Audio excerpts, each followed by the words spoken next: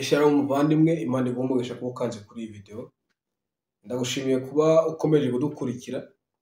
Nshimiye abantu bakomeje gukora subscribe kuri iyi channel. Nshimiye cyane abantu badukurikiye muri Bible Study tujya buri kuwa gatanu. Hari abantu twakoze groupe, link iraho hasi muvandimwe ikandeho, ni groupe ya Bible Study. Iyo groupe ni groupe nziza, abantu benshi bayijeho. Kandi abantu bose dukomeje kwigana Bibiliya kuwa gatanu saa moya za Finland. Niba rero wifuza kumenya ijambo ry'Imana, wifuza gukora mu by'Imana, ukenera abantu bagenzi bawe bagufasha muri uru rugendo, muvandimwe kandi kuri iyo link uze ubana natwe. Tuyokomeza yase twavuze ivuga ku gitabo cy'umugabo bita Dr. Chapman. Igitabo kivuga ku ndimi eshanu z'urukundo. Twaganiye ngo urukundo ni iki, twaganiye aho urukundo rujya nyuma y'urushako. Umunsi ugiye kuganira ku ijambo bita kugwa mu rukundo.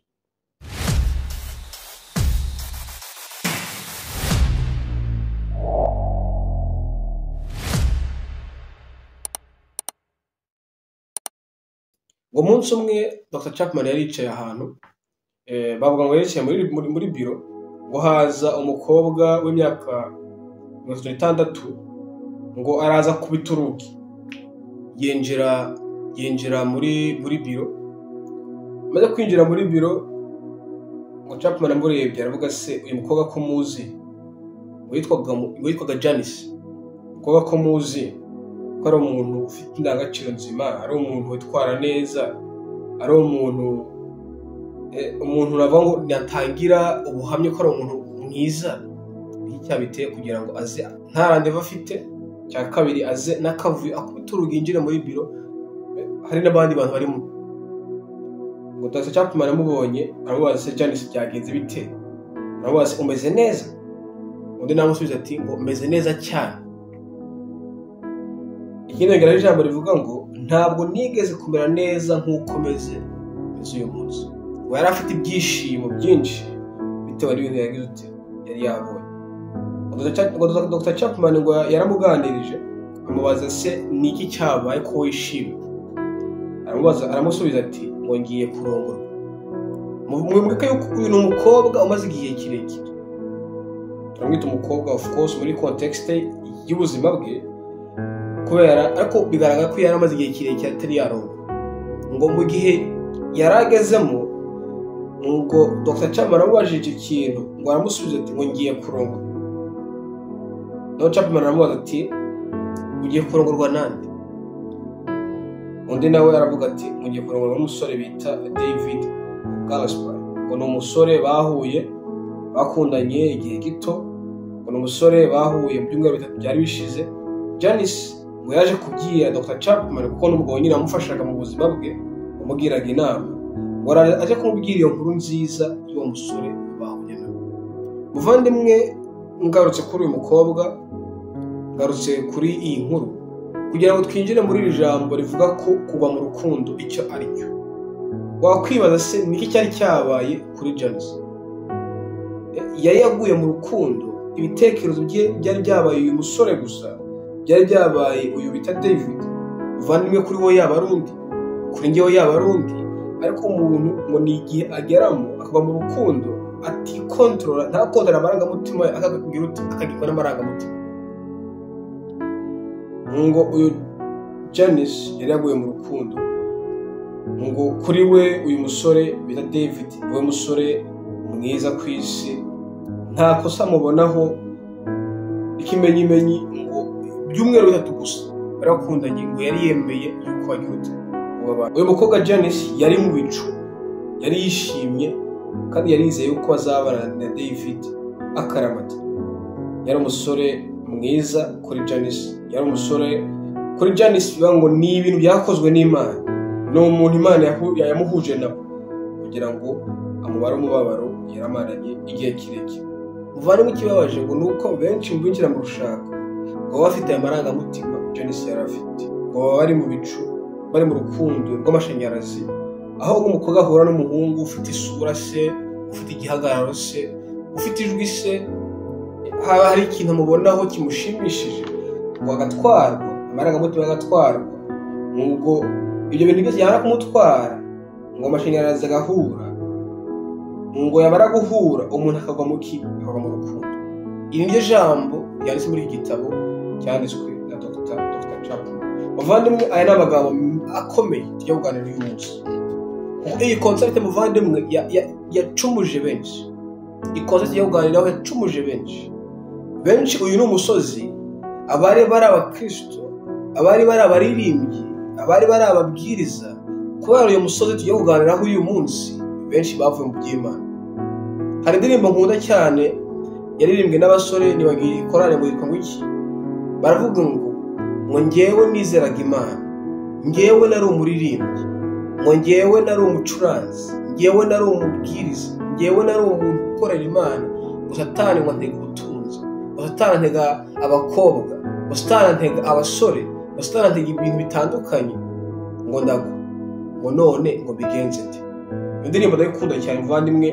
Iyo ni indirimbo igaragaza aba bantu. Uyu ni umusozi muvandimwe benshi bapfiriyeho, bapfuye bahagaze kuko bageze kuri uyu musozi bararwa kwikontorora, bakondorwa n'amarangamutima yabo, aho bafata imyanzuro mizima basanga bagize uti baguye mu kaga. Kandi muvandimwe ikibabaje ni uko ngo benshi mu bantu bubatse ngo bagendeye muri aka kavu. Janice atubera urugero, twereke ukuntu tugomba kwirinda no kwigengesera muri iki kintu bita urukundo. Bavandimwe, ngo amarangamutima y'aba bantu abari kwisonga, niyo bashyira kwisonga gasore, ngo baba bagengwa n'amarangamutima yabo ku rugero batitekerereza, ahubwo ikintu kiba kibashimishije gusa nuko bari kumwe n'uwo muntu bakundana. Ngo barahura, kuko nabivuze ngo amashanyarazi agahura, umutwe bikicanga, umuriro ukaka, ngo amashanyarazi akava mu birenge agera mu mutwe, umuntu ibintu byose akabicurika, maze umukobwa wizeraga Imana, maze umukobwa wizeraga Imana ari umuririmbyi, maze umusore wabwirizaga abantu bagafashwa, kubera ibintu byamufashe byacuritse ubwenge, ugasanga yaguye mu makosa azicuza igihe cyose. Ngo aya magambo Dr. Chapman yarayanditse, hari n'abandi bakoze ubushakashatsi, wasanga yuko kino gihe twise ngo ni igihe cyo kugwa mu rukundo, cyongereza bise ngo ni in love experience, ngo kugasongera hejuru ngo ni euphoric bisobanuye ko ngo ni bisobanuye ngo umuntu aba ari mu byishimo byinshi atakontorora. Uwo muntu ngo araryama akaba ari watekereza uwo muntu wundi, akabyuka akaba ari watekereza. Umuntu aba yabaye imbata y'amarangamutima ye, ngo kugeza igihe bimushora mu bintu bitari byiza. Umuntu uri muri iki gihe ngo aba nk'umuntu wahumishijwe n'amarangamutima. Ababyeyi be n'inshuti ze ziramubwira ziti, uyu muntu wakundanye nawe ntabwo ari umuntu mwiza, uyu muntu ntabwo ari umuntu ugaragaza indangagaciro nzima, uyu ni umuntu wakubaka ariko ntabwo azubaka ngo urugo rugire utumara igihe kirekire. Ngo wa wundi waguye muri aya marangamutima, waguye mu rukundo, akababwira ati nimundeke, ni umuntu nikundiye, nimundeke turikundanira. Bavandimwe, birababaje. Hari abantu umuntu areba akabagira inama bitewe n'imyitwarire yabo se, bitewe n'ibintu ari kubabonaho, warangiza akakubwira inama, ufite umutima mwiza akakumvira, ariko hari n'undi byanga akavuga ngo ya ngiye nahisemo gutya, nziberaho gutya, ndikundana n'uwo musore, ndikundana n'uwo mukobwa, wangira inama sinzabyumva. Ko muvandimwe twavuze ngo uwo muntu aba yahumishijwe n'amarangamutima, nta kintu wamubwira ngo cyumve niba atakumvira umubyeyi wamubyara. Ibaze noneho wowe nshuti ye mwamenyanye umaze gukura. Ku bantu bari muri iki gihe cya in love experience, nta kindi kintu gifite agaciro kurusha umuntu bakundana nabo. Benshi muri aba bantu ikintu nk'ishuri nta kintu cyababye, aribaza se ndagenda niga ibya Napoleon, ndagenda niga ibyo mu ntambara y'isi ya kabiri, nige ibyo nzabikoze, bimariye iki n'ukuri? Bizamarira iki? Ibintu bya Pythagora, bya matematike, fizike n'ibiki nzabimaze iki? Niba nifitiye umuntu dukundana, tuzibanira iteka, umuntu akibaza ibintu nzabikoresha iki? Kavuga ngo reka ishuri n'ubundi nta zarimaze iki? Ko nifitiye runaka nzabigenza. ngo ibintu nk'ishuri n'akazi ntacyo biba bibabwiye, kuko niba mfite runaka ibindi bizagira ute ngo bizasobanuka. niko yibwira mu mutima we. Aravuga ngo ubwo nzaba mfite runaka nzaba mfite byose, ubwo nzaba mfite runaka ntabwo tuzigera tugira ute tugira ibibazo. Abandi baribwira bati ngo abandi bazarwana, abandi bazashwana, abandi bazagirana ibibazo, ariko kuri twebwe ntabwo bizagira ute bizatuba. Uyu muntu amubona nka marayika Imana yamwohereje, amubona nk'umuntu uri unique, abona nk'umuntu wavuye kuri planete itabaho, ngo akibwira yuko uwo muntu nta kintu yagira ute yakora. Umugore bita Dr. Tenov afitiye amakuru mabi, afitiye inkuru mbi ivuga yuko ihoraho ry'icyo gihe twise ngo ni love experience cyangwa kugwa mu rukundo, ngo ari ibihimbano, ukwibya yuko kizahoraho iteka ngo ni ibihimbano, ni iruje, kandi yuko atari ukuri. Ubushakashatsi bwakozwe n'uyu mugore Dr. Tenov yakoze ngo yasanze yuko icyo gihe ngo cya love experience cyangwa kugwa mu rukundo ngo kimara imyaka 2 gusa, ngo tikenze imyaka 2, ngo abantu kenze imyaka 2 ngo ni abantu ngo bakundana a distance. Ngo ni abantu bahura rimwe na rimwe, bagahura se rimwe mu mwaka, kabiri mu mwaka se, abantu kubera kutamenyana no kutagira iyo intimate, kumenyana byimitse, ngo ntabwo iyo love experience imara imyaka 2, ahubwo ngari imaraho nyine imyaka 3, ariko nyine ngo igihe n'ubundi ngo kizagera iyo love experience byute ngo irangira. Nyuma y'imyaka 2 abari bari mu bicu bagaruka ku isi y'abazima, maze bakabana barebana. Umvirije amuvandimwe, nyuma y'imyaka 2 ngo abantu bari mu bicu muri amarangamutima, bahumishijwe n'aya marangamutima, cyari ikintu cyari kiri imbere yabo, kigishura cyari kiri imbere yabo kibakingirije ngo gikurwaho. Cyamara gukurwaho ngo ba bantu bari muri illusion, muri amarangamutima yabo nyine yababyizaga, yabwiraga yuko uwo muntu nyine ari marayika n'ibiki, ngo gikurwaho. Nyuma gukurwaho ngo bakabana barebana, bari abantu bakagaruka ku isi y'abazima. Ngo uwo muntu wabanaga n'uwo wundi cyangwa abantu babiri, ngo bahita bamenya yuko uwo muntu bari kumwe nawe ni umuntu nk'undi, ni umuntu ufite capacity, afite ability, iyo ability yo kubabaza no kubabara. Bisobanuye ko umuvandimwe atangira kumenya yuko umuntu bakundana nawe ari umuntu nk'abantu. Bibuka abantu rero ikibazo ni uko ngo iyo bageze muri iki gihe cya kintu cyari kivuyeho, ngo bibuka ibyo ababyeyi babo bababwiraga bakicuza. Ariko kibabaje ni uko ngo bamwe amazi aba yaragize ute, aba yararenze inkombe. Impamvu tuvuze ngo amazi aba yararenze inkombe ni uko muri imyaka 2 benshi niho bafatira umwanzuro wo kubana, tuvuga nyine gushakana, mariage. Benshi niho bafata imyanzuro ikakaye, hari n'abishora mu busambanyi bitewe n'icyo kintu nyine baba bishoyemo, kubera urukundo baba bakundanye n'uwo muntu. Benshi niho ishuri ribananira, benshi niho kwiyitaho bibananira, ibintu byose bikavaho bitewe n'uko umuntu yagize ute wari mu rukundo. Kuba mu rukundo ni phenomenon nk'uko byiswe n'uyu mugore cyangwa n'uyu mugabo wita Dr. Chapman, ngo icyo yise ngo ni love experience, byahemuje benshi kandi byababaje benshi. Aha niho benshi bakora concept y'uko ngo nta rukundo rubaho. Impamvu ni uko aravuga ngo niba narakundanye na runaka tukabana imyaka 2, imyaka 3, imyaka 4, imyaka 5 dukundana, ariko bikarangira akampemukira, bikarangira tukatandukana, bikarangira bitavuyemo nta kintu kivuyemo, none urukundo wambwira ngo urukundo rubaho? Bane mufitiye amakuru y'uko urukundo rurahari, kandi rusobanura urukundo nyakuri ngo n'uburi twarusobanura. Uzare video twavuze ubushize ngo urukundo ni iki. Urukundo ntabwo amashanyarazi, urukundo ntabwo ari ibintu bishashagirana, urukundo ntabwo ari ikintu. Urukundo tuzaruganira n'ubundi kubona ubundi turajyaganira ku rukundo, turavuga ku ndimi 5 z'urukundo, tuzakuba tubiganira. Ariko muvandimwe ngo iyi love experience yahemuje benshi, kuko navuze abari abaririmbyi, abari abacuranzi, abari abantu bo mu rusengero, abari ababwiriza, abapasiteri, abagabo n'abagore bafite abana, muvandimwe, umugabo w'abana bane, umugabo w'abana, uwo mugabo agafata umwanzuro bitewe n'iyi love experience, bitewe n'aka kantu. Muvandimwe, ngo nta hantu uzagera, bisobanura iki? Ngivuga Imana ifashe mu cyumba, nta hantu uzagera ngo urenge iyo, navuga ngo iyo influence y'amarangamutima turi kuvuga hano hantu. Umugabo w'abana bangahe yasiga abana agasiga umugore bitewe n'iki gihe? Twirinde bavandimwe, ngo umuntu wanyuze muri iki gihe ntahirwe, yumva yarabeshwe akanga cyangwa agatinya kongera kubinyuramo nanone. Ijambo kansobanura mu magambo yumvikana.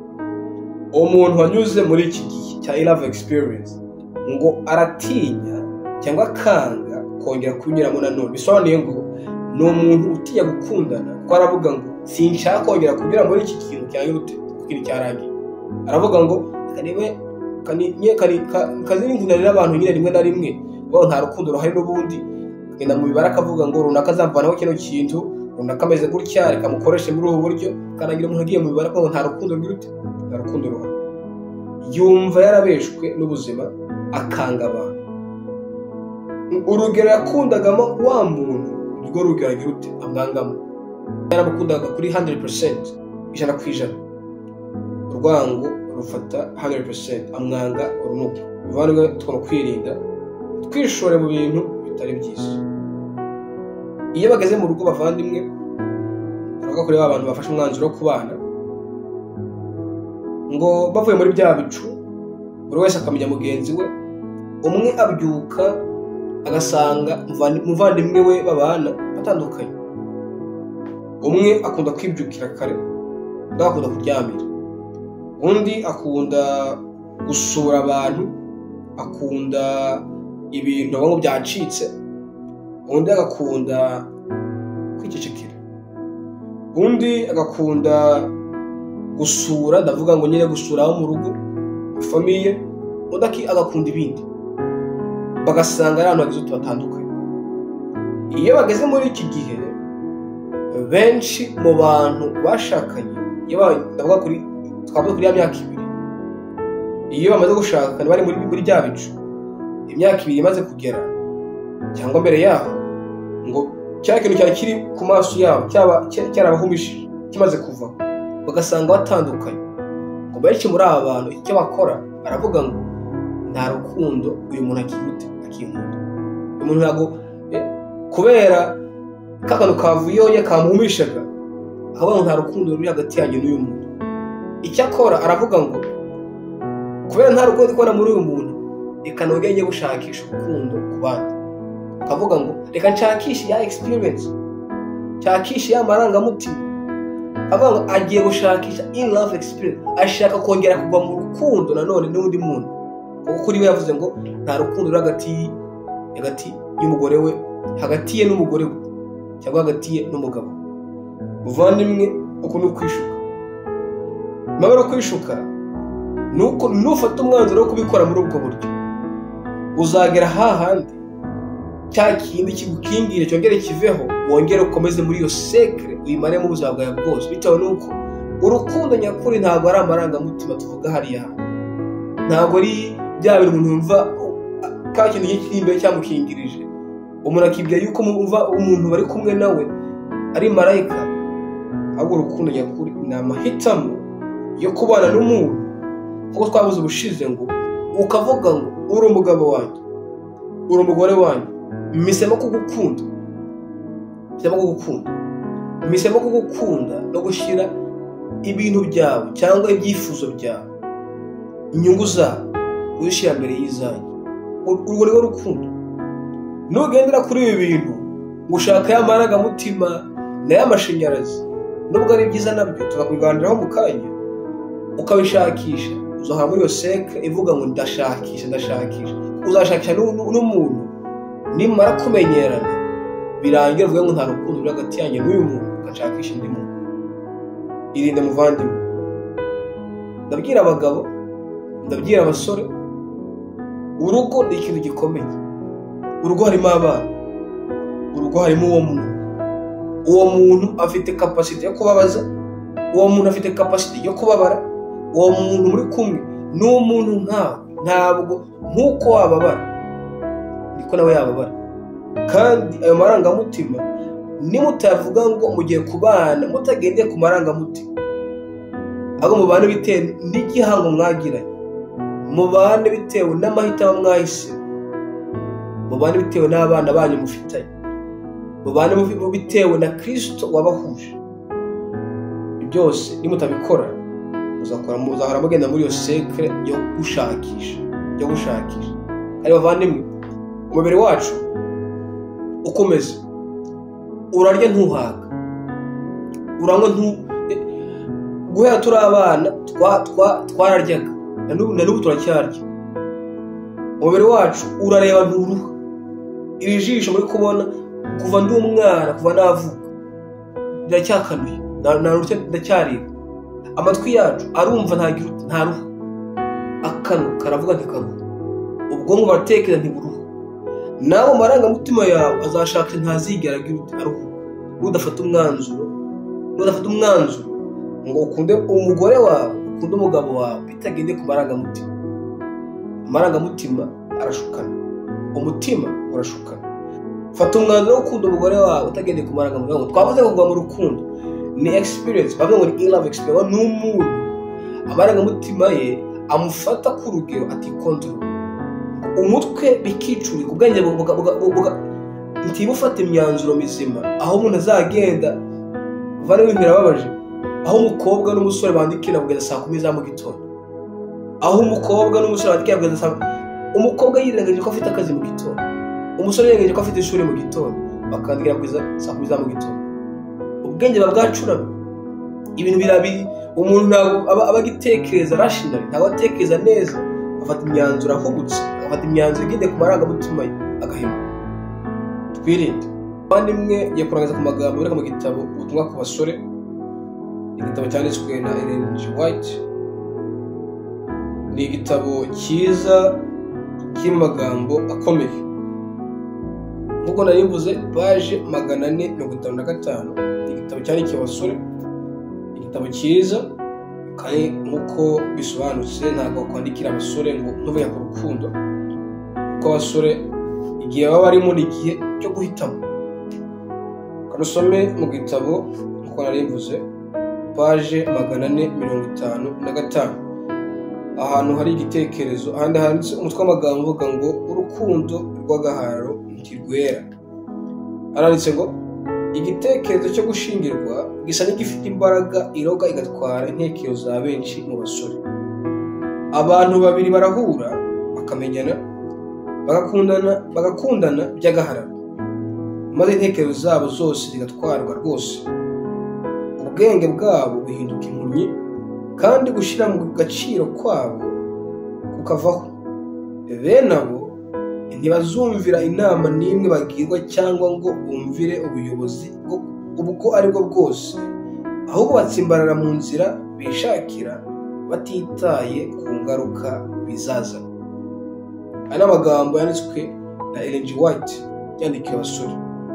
Ngo igitekerezo cyo gushingirana, iyo umuntu ageze mu gihe cy'ubusore agiye guhitamo bazabana akaramata, agiye guhitamo umukunzi we, ngo umuntu ngo intekerezo ze ngo zatwara ngo rwose, ngo abantu babiri barahura bakamenyana, bagakunda urukundo rw'agahara. Urukundo rw'agahara rwari tuvuga mu kanya ruvuga kuri ngo ni falling in love experience, kugwa mu rukundo. Ntabwo nahura n'undi muntu yabashikaza agahura umuriro ukaka, two bavuga muri iki gihe. Ariko muvandimwe, twavuze ngo icyo gihe ibintu umuntu aba arimo ni illusion, kuko ibyo ntabwo ari ukuri. Igitekerezo cyo gushingirwa gisa n'igifite imbaraga iroga igatwara intekerezo za benshi. Andi magambo nshaka gusoma ni kuri paje 456, mbabarire 457. Handitse ngo, ahantu handitse umutwe w'amagambo uvuga ngo ibiranga urukundo nyakuri. Kansoma aho hantu. Urukundo rukomoka mu ijuru. Ntabwo urukundo rubura gutekereza kandi ntabwo ari impumyi. Subiremo. Ntabwo urukundo rubura gutekereza kandi ntabwo ari impumyi. Urukundo ruratunganye kandi rurera. Nyamara irari ry'umutima wa kamere naryo ni ikindi kintu. Mu gihe urukundo rutunganye ruzazirikana Imana mu byo rugambira byose kandi rugakora ibihuje rwose n'umwuka w'Imana. So rero muvandimwe, urukundo ntabwo ari impumyi, ahubwo ngo rutekereza. Icya kabiri, urukundo rukomoka mu ijuru. Icya gatatu, ngo mu gihe urukundo tuvuga urukundo rutunganye, ngo urwo rukundo rutunganye mu byo rukora byose ngo rugambira ibyiza. Mu gihe urukundo rutunganye ruzirikana Imana mu byo rugambira byose kandi rugakora ibihuje rwose n'umwuka w'Imana. Irari rya kamere ryo riba ryishakira ibyaryo gusa, rihutiraho, ntiryemera kugirwa inama, risuzugura ibyo ribuzwa byose kandi icyo rihisemo nicyo ryimika. Umuntu aravuga ngo yewe nakundanye n'uyu umuntu wese, inshuti, abavandimwe, ababyeyi, ntacyo bambwira, ni amahitamo yanjye. Ariko muvandimwe, Imana irakuburira uyu munsi, urukundo ntabwo ari impumyi. Urukundo ruratekereza. Urukundo nyakuri ni urukundo ruhuza amarangamutima, rugahuza n'ubwenge. Ntabwo urukundo ari impumyi. Ntiduhakana amarangamutima, urukundo rurikoresha amarangamutima. Ariko urukundo nyakuri ntirushingiye, subiramo, ntirushingiye ku marangamutima. Rufatanyije amarangamutima n'ubwenge. Kandi wese tuvuga si ubwenge bw'umuntu, ahubwo ni ubwenge bw'iki? Ubwenge bw'Imana. Muvandimwe, reka Imana idufashe kumva aya magambo tuyashyire mu bikorwa. Tuzakomeza tuganira ku ndimi 5 z'urukundo, ariko nongeye nsubiremo ngo ntabwo urukundo rubura gutekereza kandi ntabwo ari impumyi. Reka dusenge. Imana yacu, tugushimiye kubwira ijambo ryawe. Manishe mu maboko y'abasore, twishyire mu maboko yawe. Reka Mana tugenderere, uduhe ubwenge bwo guhitamo neza. Reka uduhe ubwenge bwo kurenga ku marangamutima yacu. Uduhe ubwenge bwo gufata amahitamo atwegereza wowe, atwegereza abantu. Reka Mana ugenderere abantu bari muri ibi bibazo bitewe n'amahitamo bahisemo, bitewe n'imyanzuro bafashe. Benshi bari abaririmbyi, benshi Mana bari ababwiriza, benshi bari abigisha mu rusengero, ariko Mana bagiye bagwa bitewe n'iki kintu. Byatumye bava mu Mana, byatumye Mana bakora ibidakwiriye. Kamana bagirire bambe, Kamana bagenderere ubagarure. Komeza Mana abasore muri iki gihe, komeza Mana bashaka kumva, komeza Mana bashaka gufata imyanzuro myiza, reka bose Mana bagendere ubahe Mana umwuka wawe wera kugira ngo afashe muri iki gihe.